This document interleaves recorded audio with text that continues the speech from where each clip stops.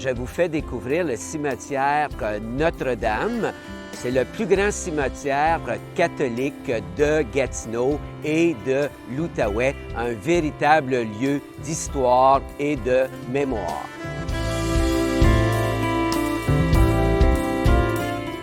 Le cimetière Notre-Dame de Gatineau dans le secteur Hull est le deuxième dans le secteur.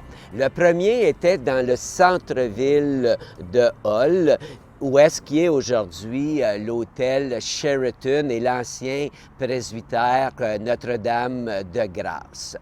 Tout comme à Ottawa, dans les années 1870, on ne veut plus de cimetières dans les centres-villes. On a peur des épidémies.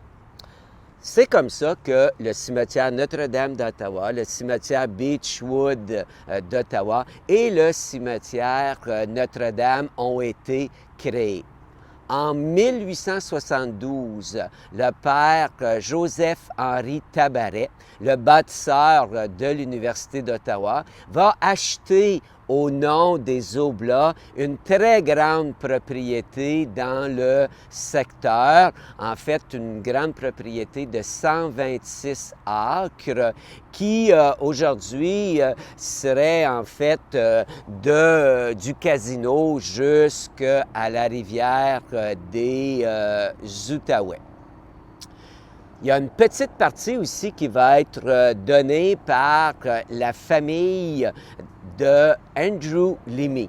Andrew Leamy est très bien connu à l'époque. Il avait marié une petite fille de Philemon Wright, le fondateur du canton de Hull. Andrew Leamy était propriétaire d'une grande partie où est-ce qu'est le lac Leamy aujourd'hui. Il y avait une scierie et sa famille avait créé un petit cimetière familial. C'est d'ailleurs là que Andrew Leamy est enterré et tout près de lui, on a la plus vieille pierre tombale du cimetière. C'est M. George Smith.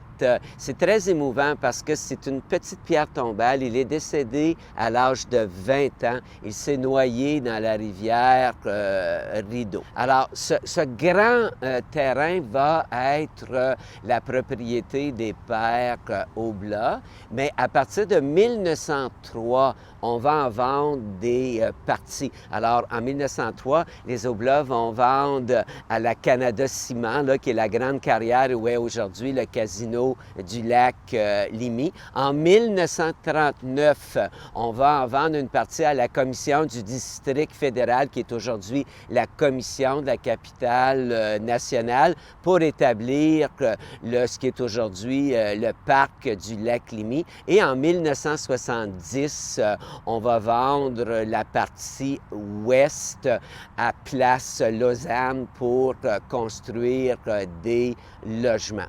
En 1978, les Oblats vont transférer le cimetière à l'évêque, à l'archevêque catholique de Gatineau. Et en 1992, on va créer une corporation épiscopale à but non lucratif qui porte le nom Les Jardins du Souvenir.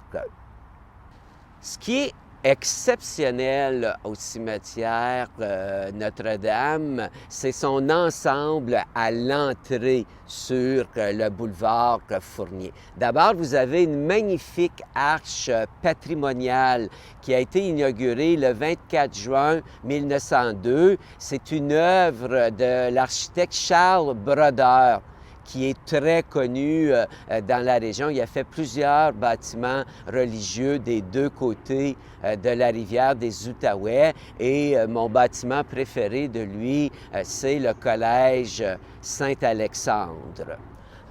Au sommet de l'arche, on trouve l'ange de la mort avec la trompette.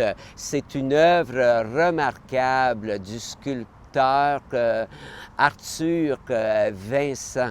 C'est la dernière œuvre qu'il a fait avant son décès. Juste à côté de l'arche, vous avez le charnier en pierre bosselée. On ne connaît pas la date exacte du charnier, mais on peut penser fin du 19e siècle. Mais ce qu'il y a le plus intéressant dans cet ensemble, c'est la maison du gardien du cimetière. Autrefois, les cimetières avaient une maison réservée pour la famille du gardien. Ici, on a eu 3 grandes familles qui ont habité dans la maison, les Lemieux, les Martel et les Lafrance. Évidemment, à l'époque, la maison était séparée du cimetière. Aujourd'hui, là, on a érigé là, des pierres tombales tout près de la maison, mais autrefois, c'était séparé. Les gardiens étaient chargés, bien sûr, de garder le cimetière, mais c'était aussi le fossoyeur, c'est celui qui voyait à l'entretien. Bref, il jouait un rôle très important au cimetière Notre-Dame. En 2005, les Jardins du Souvenir ont voulu démolir la maison qui avait été construite en 1915. Il faut dire qu'à l'époque, elle n'avait pas fière allure. On l'avait peint en gris, la peinture s'était écaillée. Alors, au premier regard, on ne voyait pas que ce bâtiment-là avait une valeur historique et patrimoniale. C'est un bâtiment de style Queen Anne, mais qui s'était défraîchi au fil du temps. La Société d'histoire de l'Outaouais s'est opposée à 3 reprises à la démolition de la maison du gardien du cimetière, puisque on disait que c'était la dernière maison de gardien de cimetière à Gatineau, en Outaouais, et qu'à Ottawa, juste de l'autre côté de la rivière, le cimetière Beechwood et le cimetière Notre-Dame avaient gardé sa maison de gardien, que ça faisait partie du patrimoine du cimetière. Nous avons aussi poursuivi nos recherches pour découvrir que dans tout le Québec, il ne restait plus que 10 maisons de gardiens de cimetières, ce qui venait donner de l'importance à ce bâtiment-là. À 3 reprises, la ville de Hull et en fait la ville de Gatineau a refusé le permis de démolition et heureusement, le Conseil du patrimoine religieux du Québec a donné 164 000 $ pour restaurer le bâtiment. Le reste est venu des Jardins du Souvenir et en juin 2016, on a inauguré en grande pompe la maison du gardien du cimetière restaurée. On a invité les descendants des familles qui avaient habité dans les maisons. Et depuis, les Jardins du Souvenir sont vraiment très fiers de leur maison patrimoniale.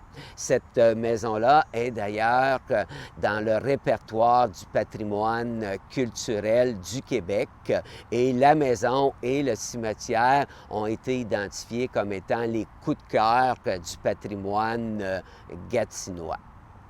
Au cimetière Notre-Dame de Gatineau, on retrouve en fait, on peut dire, toute l'élite catholique de Hull. Il y a une vingtaine de maires qui sont enterrés ici, mais aussi on a les pionniers. On est des gens aussi très modestes qui ont été enterrés ici. Et moi, ce qui me touche le plus, c'est la fosse commune. Alors, très près d'ici, il y a une fosse commune, mais il y a des pierres qui indiquent, une pierre qui indique le nom de toutes ces personnes-là pour pas qu'on les oublie. Vous avez aussi, par exemple, Germaine Cyr. Elle est décédée en 1933. C'était une allumetière. Elle est morte dans le feu d'une usine d'allumettes en 1933, puisque Hull était à une certaine époque la capitale mondiale des allumettes. Alors, c'est un métier qui a été pratiqué par plusieurs femmes à Hull, mais la plupart sont tombées dans l'oubli. Ce qui est émouvant ici aussi, c'est de voir le cimetière des Oblats. Tous les Oblats, ou presque, de la région sont enterrés ici au cimetière Notre-Dame et on a des grandes personnalités comme le père Tabaret, mais aussi Louis Reboul, qui est considéré comme le fondateur de la ville de Hull. Philemon Wright étant le fondateur du canton de Hull, mais Reboul de la ville de Hull. Le père René Lamoureux, le fondateur de l'École normale de l'Université d'Ottawa, dont la faculté d'éducation porte le nom aujourd'hui. Je pourrais continuer comme ça très longtemps.